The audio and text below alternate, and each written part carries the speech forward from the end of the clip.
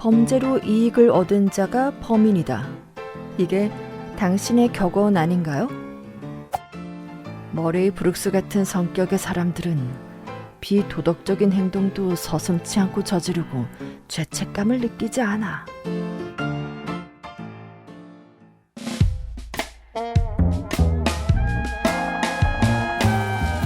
구석에 놓인 더블린 미스터리.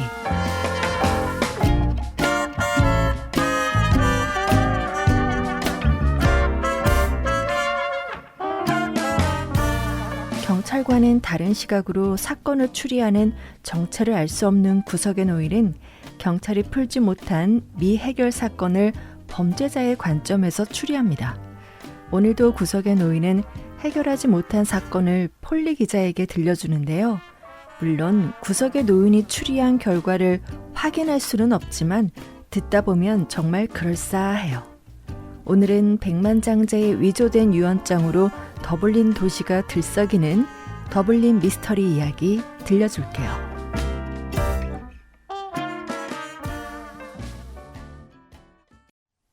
이 책 들어봤니?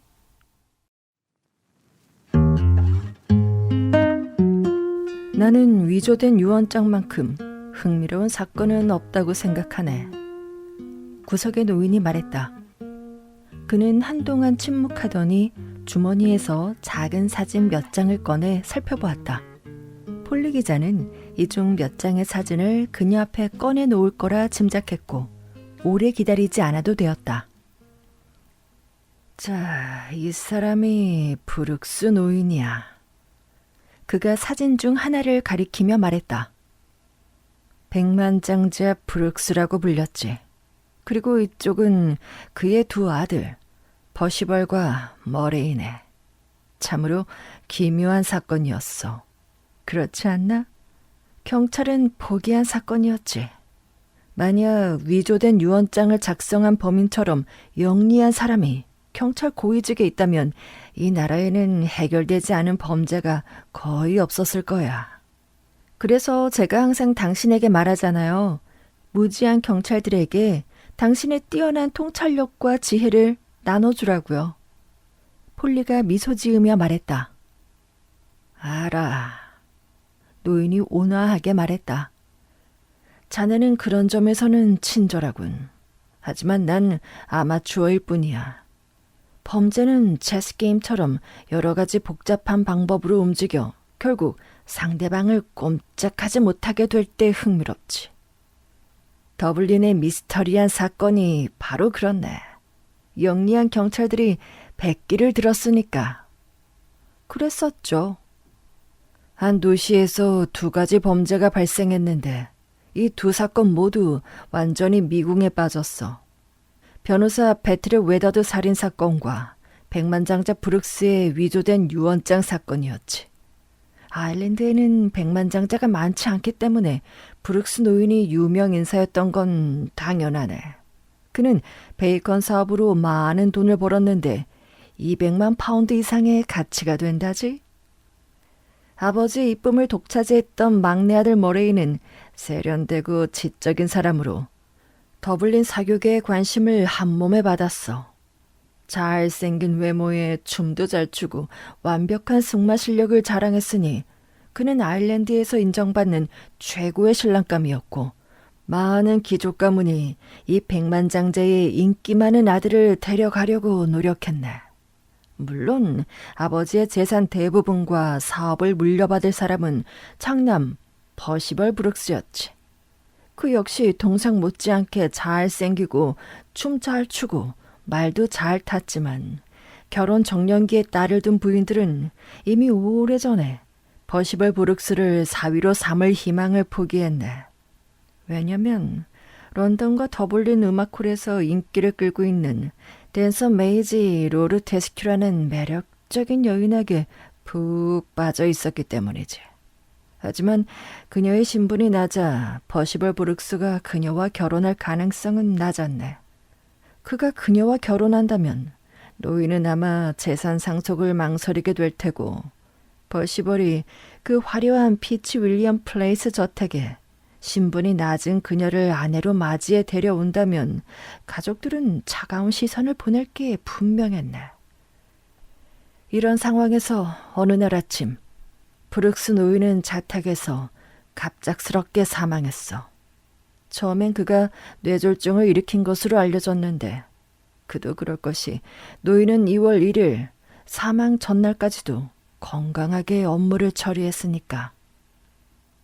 2월 2일 아침 신문은 이 슬픈 소식을 독자들에게 전했고 그 운명적인 아침에 같은 신문들은 더 놀라운 소식 또 하나를 전했네. 평온하고 조용한 더블린이 수년 동안 경험하지 못한 충격적인 사건이었어. 더블린의 가장 유명한 백만장자가 사망한 그날 오후 5시, 그의 변호사인 배트릭 웨더드가 피치 윌리엄 플레이스 저택을 방문하고 피닉스 공원을 지나 자신의 집으로 걸어가던 중 살해당했다는 소식이었네. 패트릭 웨더드 역시 잘 알려진 인물이라 그의 미스터리한 비극적인 죽음은 더블린 전체를 경악하게 했어. 60세 변호사는 무거운 막대기로 뒤통수를 가격당해 쓰러진 후 강도를 당했네. 그가 몸에 지니고 있던 시계와 돈, 지갑이 사라졌으니까. 수사가 진행됐고 신원을 알 수 없는 누군가에 의한 고의적인 살인이라는 판결이 내려졌어. 하지만 더블린의 충격적인 사건은 이것으로 끝나지 않았네. 백만장자 브룩스는 화려하고 장엄한 장례를 치렀고 장남이자 유일한 유언 집행자인 버시벌 고든 브룩스가 아버지의 사업과 재산 250만 파운드를 상속받았지. 아버지의 사랑을 독차지했던 막내 아들 머레이는 겨우 연간 300파운드의 상속을 받았을 뿐인데 아버지의 베이컨 사업과 관련해서는 어떤 지분도 받지 못한 거야. 브룩스 가문 내에서 무슨 일이 벌어진 것이 분명했는데 더블린 시민들이 무슨 사연인지 알아내려고 애썼지만 헛수고였네. 젊은 딸을 둔 엄마들은 어떻게 하면 사교계 최고의 신랑감에서 최악의 신랑감으로 전락해버린 머레이 브룩스와 멀어질 수 있을지 고민했어. 그런데 그 고민을 날려줄 새로운 스캔들이 벌어졌네. 머레이 브룩스는 아버지가 1891년 작성한 유언장을 법원에 제출한 거야. 그리고 형이 주장하는 아버지가 돌아가신 날 작성되었다는 유언장은 무효이며 그 유언장은 위조된 것이라고 주장했네. 사실 유언장의 내용은 모두를 의아하게 만들 만큼 미스터리였어. 브룩스의 친구들은 노인이 가장 신뢰하고 좋아하는 막내 아들에게 아무것도 남기지 않았다는 사실을 이해하지 못했지. 알다시피 버시벌은 항상 노인에게는 고민거리였네. 경마, 도박, 극장, 음악홀에 빠진 아들의 행동은 노인에게는 치명적인 죄악이었어. 피치 윌리엄 프레이스 저택의 모든 가족은 첫째 아들의 도박과 경마 빚 때문에 아버지와 아들 사이에 벌어진 수많은 격렬한 다툼을 봐야 했네. 많은 사람들은 브룩스가 뮤지컬의 화려한 스타에게 낭비하게 하느니 차라리 자선단체에 기부했을 것이라고 주장하기도 했어. 이 사건의 공판은 가을 초에 열렸네. 그 사이 버시벌 브룩스는 경마장의 나쁜 친구들과 어울리지 않고 피치 윌리엄 플레이스 저택에 정착해 방탕하던 시절에 쏟아부었던 자신의 재능과 열정을 아버지의 사업을 이어가는데 쏟아부었지. 반면에 머레이는 저택에 머물지 않기로 결정했는데 가슴 아픈 추억에서 벗어나고 싶었던 거야.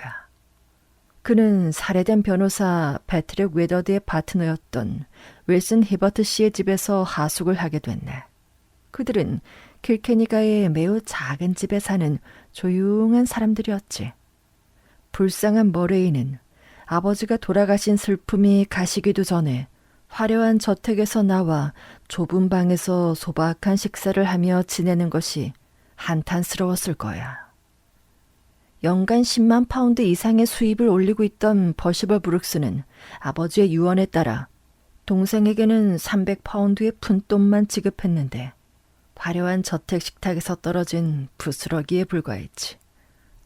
그러니 사람들은 유언장 분쟁에 많은 관심을 두고 공판을 기다렸네.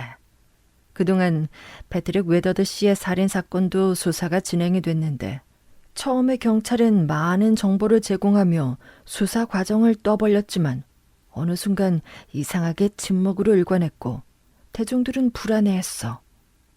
그러던 어느 날 아일랜드 타임스에 다음과 같은 놀랍고 미스터리한 뉴스를 발표했지.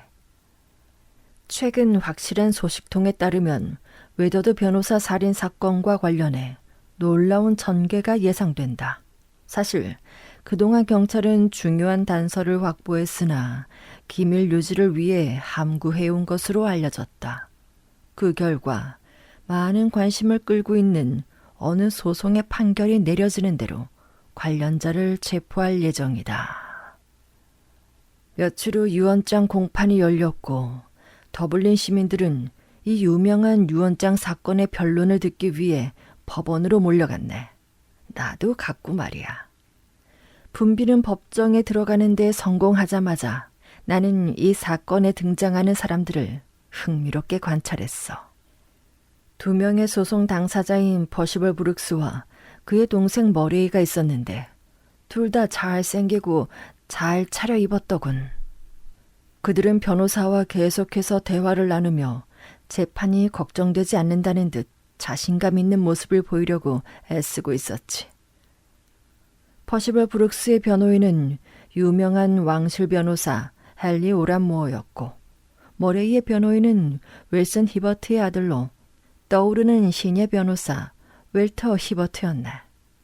머레이가 유효하다고 주장하는 유언장은 1891년 작성된 것으로 브룩시가 심각한 질병으로 위독했을 때 작성된 거라고 했네. 이 유언장은 고인이 된 변호사 웨더드와 히버트의 손에 맡겨졌으며 브룩스 씨는 이 유언장에서 자신의 재산을 2 아들에게 동등하게 상속했지만 사업은 전적으로 막내 아들에게 넘기고 퍼시벌에게는 매년 2,000파운드를 지급하도록 작성되었다고 했어. 따라서 머레이 브룩스는 2번째 유언장이 무효로 판명되는데 깊은 관심이 있었네. 히버트 씨는 아들을 매우 능숙하게 지도했는지 월터 히버트의 진술은 매우 인상적이었어. 그는 의뢰인을 대신해 1908년 2월 1일자 유언장은 고 브룩스 씨가 작성한 것이 아니며 브룩스 씨가 작성할 수 없었음을 증명하겠다고 했네. 왜냐하면 그 유언장은 고인의 의도와는 완전히 반대되는 내용이었기 때문이야. 그리고 만약 새로운 유언장이 작성되었다고 해도 그것은 고 브룩스 씨가 인정한 유언장이 아니며 처음부터 끝까지 위조된 문서라고 주장하면서 이를 뒷받침할 여러 증인을 신청했네. 반면에 헨리 오란모어 씨는 매우 능숙하게 항변했어. 자신도 브룩스 씨가 문제의 당일에 유언장을 작성했음을 증명할 여러 증인이 있으며 과거에 그의 의도가 무엇이었든 간에 그는 사망한 날에 유언장을 수정한 게 틀림없다고 했지. 왜냐하면 퍼시벌 브룩스 씨가 증명한 유언장은 그의 죽음 후에 그의 베개 밑에서 발견이 됐으며 정식으로 서명이 되어 있었고 증인도 있으니 모든 면에서 합법적이라고 말이야. 그리고 나서 치열한 공방이 벌어졌고 양측에서 신청한 많은 증인들이 불려 나왔네. 하지만 결정적인 증언은 없었어. 그러자 마지막 증인으로 나온 피츠 윌리엄 플레이스 저택의 집사인 존 오닐에게 모두의 관심이 집중됐지.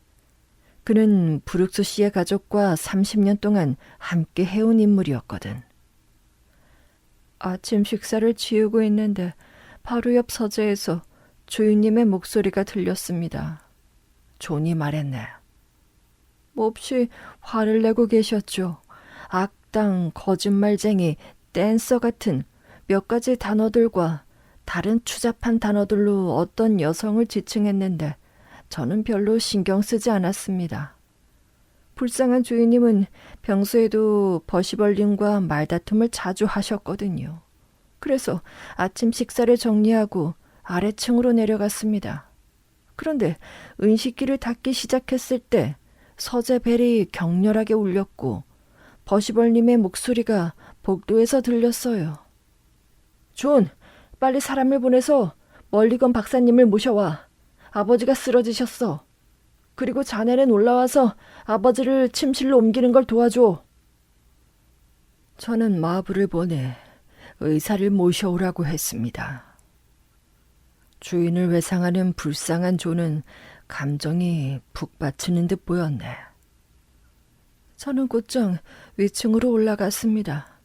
주인님은 서재 바닥에 누워 계셨고 버시벌님이 아버지의 머리를 받치고 계셨어요. 그러고는 아버지가 기절하셨어. 박사님이 오시기 전에 아버지를 방으로 옮길 수 있게 도와줘라고 버시벌님이 말씀하셨죠.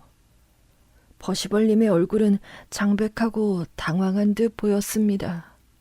불쌍한 주인님을 침대로 옮긴 후 저는 1시간 전에 출근한 머레이님에게 이 소식을 알려야 하지 않겠냐고 물었습니다. 하지만 버시벌님이 제게 얘기할 시간도 없이 박사님이 오셨어요. 제 생각에는 주인님이 곧 돌아가실 것 같았습니다.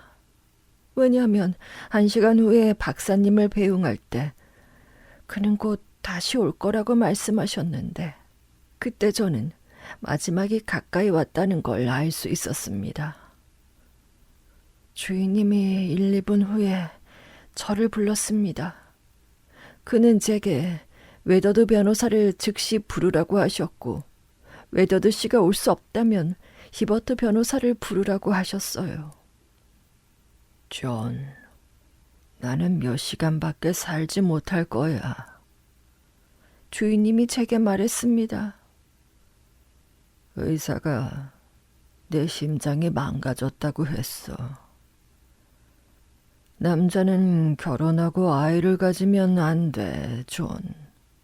왜냐하면 그들이 결국 그의 심장을 망가뜨릴 테니까. 저는 뭐라고 답해야 좋을지 몰라 방을 나와 즉시 웨더드 변호사를 불렀고 그날 오후 3시쯤 오셨습니다. 웨더드 변호사와 주인님이 1시간 정도 이야기하신 후에 저와 다른 아인 1명을 부르셨어요. 그리고는 주인님이 침대 옆 탁자에 있는 서류에 서명하는 것을 지켜보게 하시고 우리에게도 서명하라고 하셔서 시키는 대로 이름을 적었습니다. 그리고 다음 날 시신을 옮기기 위해 장의사가 왔을 때 베개 밑에서 그 서류가 발견이 되었고 집사는 즉시 퍼시벌 씨에게 건네줬어. 월터 하버트 씨의 질문에 집사는 이렇게 말했네. 퍼시벌님은 혼자 있었습니다. 제가 서류를 건네주자 그는 서류를 한번 훑어보더니 다소 놀란 듯한 표정을 짓고는 아무 말도 하지 않았습니다. 전날 주인이 서명한 서류라는 걸 어떻게 확신하죠? 히버트의 질문에 방청객은 숨죽인 채 듣고 있었고 나는 증인의 얼굴을 주의 깊게 관찰했지. 책에는 똑같은 서류로 보였습니다. 집사가 다소 모호하게 대답했네. 그럼 내용을 보았습니까? 아니요, 보지 못했습니다. 전날에는 봤습니까? 아니요, 주인님의 서명만 보았습니다. 그렇다면 봉투만 보고 같은 서류라고 생각한 겁니까? 똑같아 보였습니다. 집사가 완강하게 주장했어. 구석에 앉은 노인이 좁은 대리석 테이블 너머 폴리 기자에게 몸을 기울이며 계속해서 말을 이었다. 머리 브룩스의 변호사 주장은 브룩 씨가 유언장을 작성하고 그것을 어떤 이유로든 베개 밑에 숨겼다는 거야. 그 유언장은 집사의 말처럼 퍼시벌 브룩스의 손에 들어갔는데 그때 그는 그 유언장을 파괴하고 위조된 유언장으로 바꿔치기 했다고 주장했네. 알다시피 위조된 유언장에는 모든 재산을 버시벌에게 넘기는 내용이 들어있었지. 한때는 방탕한 생활을 했었지만 지금은 사교계에서 저명한 인물이 된 버시벌 브룩스를 향한 상당한 비난이 아닐 수 없었네. 방청객들은 히버트 변호사의 말에 경악했고 주변에서 속삭이는 소리를 들으니 사람들은 버시벌의 비난을 지지하지 않는 것 같더군. 하지만 집사의 증언은 아직 끝나지 않았고 월터 하버트 씨는 충격적인 증거를 가지고 있었네. 그는 버시벌 브룩스 씨가 증명한 유언장을 집사에게 건넨 후 다시 한번 그 서류를 본 적이 있는지 물었지. 물론입니다. 이 서류가 장의사가 주인의 베개 밑에서 발견한 서류이고 제가 즉시 버시벌님에게 건넸습니다. 변호인은 서류를 펼쳐 증인 앞에 놓았네. 자, 존 오닐 씨, 이것이 당신의 서명이 맞습니까? 집사는 잠시 서류를 바라보더니 잠깐 실례합니다 라고 말한 후 돋보기를 꺼내 조심스럽게 다시 서류를 살펴보았네. 그리고는 신중하게 고개를 저었어. 제 필체와는 매우 다릅니다, 변호사님. 마침내 집사가 말했지. 그리고는 설명을 위해 말을 덧붙였어. 제 필체처럼 보이기는 하지만 제가 서명한 것은 아닌 것 같습니다. 그 순간 나는 버시벌 브룩스 씨의 표정을 관찰했네. 노인이 조용히 말했다. 그 순간 부자의 말다툼, 브룩스 씨의 갑작스러운 죽음, 유언장, 그리고 배트릭 웨더드 변호사의 살인사건까지 모든 실마리가 풀리더군. 하지만 양측의 유능한 변호사들은 여전히 단서를 잡지 못한 것 같았지. 그들은 일주일간 논쟁과 반대 신문을 이어갔고 결국 유언장은 위조된 것으로 결론이 났네. 왜냐하면 두 증인인 집사와 하인의 서명은 아주 조잡하게 위조되어서 두 사람은 자신의 서명이 아니라고 완강하게 부인을 했으니까. 유일하게 성공적으로 위조한 건 브룩스 씨의 서명뿐이었네. 더 재밌는 건 위조자가 신속하게 유언장을 위조할 수 있었던 이유 때문이야. 웨더드 변호사는 브룩스 씨의 생명이 얼마 남지 않았다는 것을 알고 있었기 때문에 정교한 문서를 작성하지 않고 문구점에서 구입할 수 있는 인쇄된 유언장에 필요한 내용만 써놓고 브룩스 씨의 서명을 받았던 거지. 물론 버시벌 브룩스 씨는 자신에게 제기된 심각한 혐의를 단호히 부인했네. 그는 집사가 아버지가 돌아가신 다음 날 아침에 그 문서를 가져왔다는 것을 인정했고 그 서류가 아버지의 유언장이라는데 매우 놀랐다고 했어. 하지만 내용은 전혀 놀랍지 않았다고 했지. 왜냐하면 유언장에 어떤 내용이 담길지 이미 알고 있어서 그다지 놀랍지 않았지만 그 유언장을 아버지가 웨더드 변호사에게 맡길 거로 생각했는데 유언장이 자신에게 전달되어 놀랐다는 거야. 저는 서명을 대충 훑어보았을 뿐입니다. 그는 아주 차분하고 명확한 목소리로 말했네. 위조라는 생각은 전혀 하지 않았습니다. 아버지의 서명과 똑같았거든요. 아버지의 서명이 아닐 거라고는 전혀 생각하지 않았습니다. 그리고 2명의 증인의 서명은 본 적이 없었기 때문에 진위 여부는 알 수 없었습니다. 저는 그 유언장을 여러 번 거래했던 바그스턴 앤 모드 사무실로 가져갔고 그들은 유언장이 완벽한 형식으로 작성된 문서라고 확인시켜줬습니다. 왜 유언장을 아버지의 변호사에게 맡기지 않았냐는 질문에는 이렇게 대답했네. 유언장이 제 손에 들어오기 정확히 30분 전에 베드릭 웨더드 변호사가 전날 밤에 살해되었다는 소식을 들었기 때문입니다. 파트너였던 히버트 변호사에 대해서는 개인적으로 아는 사이가 아니었습니다. 그 후 고인의 서명을 전문가들이 감정한 결과 1908년 2월 2일자로 작성된 유언장은 위조된 것이며 따라서 1891년 유언장이 유효하다고 판결되었네. 그리고 브룩스 씨의 유산은 머레이 브룩스 씨에게 부여됐어. 이틀 후 경찰은 퍼시벌 브룩스 씨를 위조 혐의로 체포하기 위해 영장을 신청했네. 검찰은 기소를 진행했고 퍼시벌 브룩스 씨는 다시 한번 저명한 변호사 오란 무어 씨의 변호를 받아 법정에 섰네. 그는 자신의 무죄를 확신한다는 듯 침착한 모습이었지.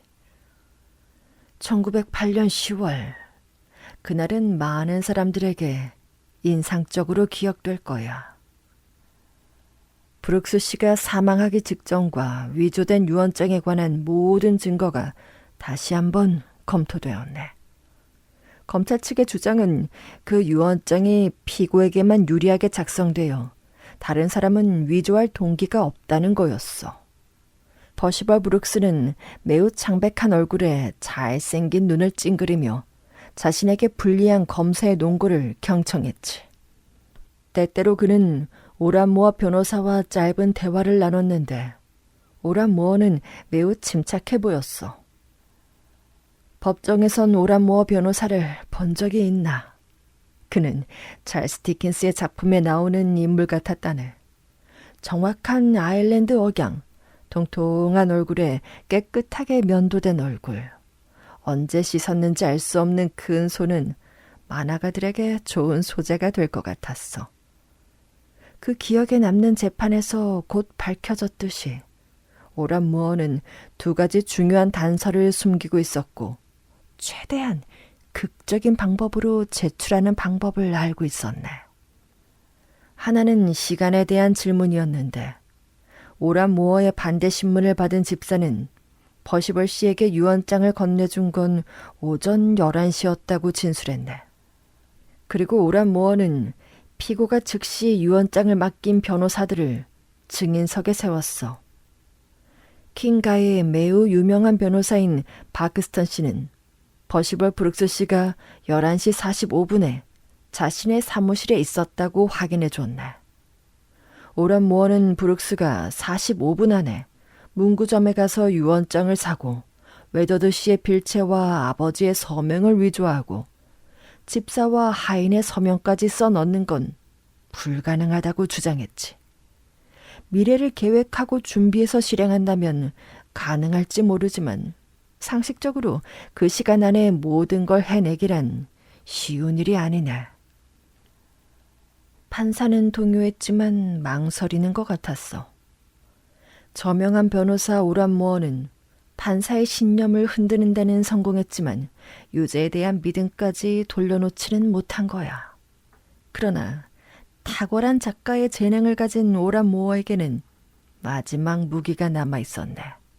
그는 판사의 표정을 살피더니 자신의 의뢰인이 아직 안전하지 않다고 짐작하고 마지막 2명의 증인을 불렀어. 첫 번째 증인은 비치 윌리엄 저택의 하녀 중 한 명인 메리 셜리번이었네. 그녀는 2월 1일 오후 4시 15분 요리사가 보낸 뜨거운 물을 주인의 방으로 가져가고 있었어. 그녀가 문을 두드리려는 순간 웨더드 씨가 방에서 나오고 있었지. 메리는 쟁반을 손에 들고 멈췄고 문 앞에서 웨더드 씨는 돌아서 큰 소리로 말했네. 이제 걱정하지 마세요. 불안해하지 마시고 진정하세요. 당신의 유언장은 내 주머니에 안전하게 있습니다. 당신 외에는 누구도 유언장을 바꾸거나 수정할 수 없어요. 물론 하녀의 증언이 받아들여질 수 있는지 여부는 법적으로 아주 까다로운 문제였어. 그녀는 이미 죽은 사람이 또 다른 죽은 사람에게 한 말을 인용하고 있었으니까. 단지 이 증언으로 퍼시벌 브룩스의 강력한 유죄 증거를 뒤집을 수는 없었네. 하지만 판사의 신념은 흔들리고 있었고 이제 오란모어가 준비한 마지막 일격이 그 의심을 산산이 조각내기 위해 기다리고 있었지. 오란모어 변호사는 증인석에 뮬리건 박사를 세웠네. 그는 더블린에서 절대적인 권위를 가진 의사로 그의 말은 사실상 메리 셜리번의 증언을 뒷받침했어. 그는 4시 반에 브룩스 씨를 보러 갔고 그의 변호사가 방금 떠났다는 말을 들었다고 했어.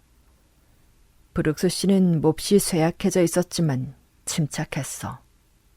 그는 갑작스러운 심장마비로 죽어가고 있었고 뮬리건 박사는 그의 죽음을 예견했네. 하지만 그는 여전히 의식이 있었고 힘겹게 중얼거렸어. 이제 마음이 훨씬 편해졌어요. 유언장을 작성했습니다. 웨더드가 다녀갔어요. 그가 유언장을 주머니에 가지고 있습니다. 거기 있다면 안전할 거예요. 하지만 그렇게 그의 입술에서 말은 끊어졌고 더 이상 말하지 않았어. 그는 죽기 전에 2 아들을 보았지만 거의 알아보지 못하거나 쳐다보지도 않았네. 알다시피 구석의 노인은 결론을 지었다. 검찰의 주장은 무너질 수밖에 없었어. 오란모어는 휘몰아치듯 변론했지. 유언장은 퍼시벌 브룩스에게 유리에게 위조된 것은 사실입니다. 하지만 그가 위조를 알고 있었는지 공모했는지는 증명되지 않았습니다. 그리고 모든 증거는 피고의 무죄를 가리키고 있습니다. 들으셨다시피 뮬리건 박사의 증언과 메리 셜리번의 증언을 뒤흔들 수는 없습니다. 오후 4시 15분 웨더드 씨가 피치 윌리엄 저택을 떠날 때 브룩스 씨의 유언장이 웨더드 씨의 주머니에 들어있었다고 확신하는 2명의 증언이 있었네. 오후 5시에 변호사는 공원에서 죽은 채로 발견이 됐어. 오후 4시 15분부터 저녁 8시까지 퍼시벌 브룩스는 집을 떠나지 않았다는 게 오란모어에 의해 증명이 됐지. 브룩스 씨의 베개 밑에서 발견된 유언장이 위조된 유언장이라면 그가 작성한 유언장, 즉 웨더드가 주머니에 넣어 가지고 간 유언장은 어디에 있을까? 물론 가져갔겠죠. 폴리 기자가 말했다. 그를 살해하고 강도질한 사람이 훔쳐가지 않았을까요? 강도에게는 아무 가치가 없을지 모르겠지만 자신에게 불리한 단서가 될까봐 없애버렸을 거예요. 그럼 자네는 그 사건이 단순한 우연이라고 생각하나? 구석의 노인이 흥분해서 물었다. 뭐가요? 웨더드가 유언장을 주머니에 넣고 있는 순간에 살해당하고 강도질 당한 것과 동시에 베개 밑에서 위조된 유언장이 나온 거 말이야. 그러게요. 우연의 일치라면 정말 이상한 일이네요. 그녀가 생각에 잠긴 듯 말했다. 그래, 이상하지. 노인이 비웃듯이 말하더니 뼈만 앙상한 손가락으로 늘 가지고 다니는 끈을 만지작거렸다. 전체 상황을 생각해보게. 많은 재산을 가진 노인과 2 아들이 있어. 한 명은 노인에게 헌신하는 아들이고 다른 한 명은 그와 항상 다투는 아들이야. 어느 날 또 다른 다툼이 일어났는데 이전의 다툼보다 더 격렬하고 끔찍한 다툼이었지. 그 결과 아버지는 마음의 상심으로 심장에 무리가 가서 쓰러졌고 몇 시간 후에 죽었네. 노인은 죽음 직전에 유언장을 변경했고 그 유언장은 그가 사망한 후에 발견이 됐으며 이후에 위조된 유언장으로 판명이 됐어. 이제 경찰, 언론, 대중 모두 퍼시벌 브룩스가 위조자임이 틀림없다는 결론에 도달했네. 범죄로 이익을 얻은 자가 범인이다. 이게 당신의 격언 아닌가요? 폴리 기자가 말했다. 뭐라고? 퍼시벌 브룩스는 200만 파운드의 이익을 얻었잖아요. 아니, 전혀 그렇지 않아. 그는 동생이 상속받은 몫의 절반도 받지 못했네. 그건 첫 번째 유언장 내용이었고 두 번째 유언장은 그 유언장은 너무 조잡하게 위조돼서 위조 사실이 드러날 수밖에 없었어. 뭔가 이상하다는 생각이 들지 않나. 그렇긴 하지만 아니, 자네는 아직도 모르고 있어. 노인에게 충격을 줬던 다툼은 첫째가 아니라 막내 아들과의 다툼이었네. 노인이 사랑했던 막내 아들. 집사가 거짓말쟁이 악당이라는 말을 들었다는 걸 기억하나. 퍼시벌 브룩스는 그의 아버지를 속인 적이 없었어. 그의 잘못된 행동은 언제나 드러나 있었지. 반면에 머레이는 조용한 삶을 살았고 아버지를 기쁘게 하는 행동만 했어. 하지만 그의 위선적인 행동이 결국 들통난 거야. 그게 도박인지 명예에 관한 것인지는 알 수 없지만 치명적인 위선이 드러나면서 아버지와 다투게 된 거지. 아버지의 곁을 지키며 침실로 업고 올라간 사람이 퍼시벌이었다는 것도 기억하나? 아버지가 죽어가던 그 길고 고통스러웠던 날, 머레이는 어디에 있었을까? 사랑받던 아들, 노인의 눈에 넣어도 아프지 않을 아들 말이야. 그날 내내 그가 저택에 있었다는 언급은 없었네. 하지만 그는 아버지를 화나게 했고 아버지가 그를 유산 상속에서 제외하겠다는 걸 알고 있었어. 그는 웨더드가 불려왔고 4시가 조금 넘어서 집을 떠났다는 것도 알고 있었네. 그리고 여기에서 머레이의 교활함이 드러나지.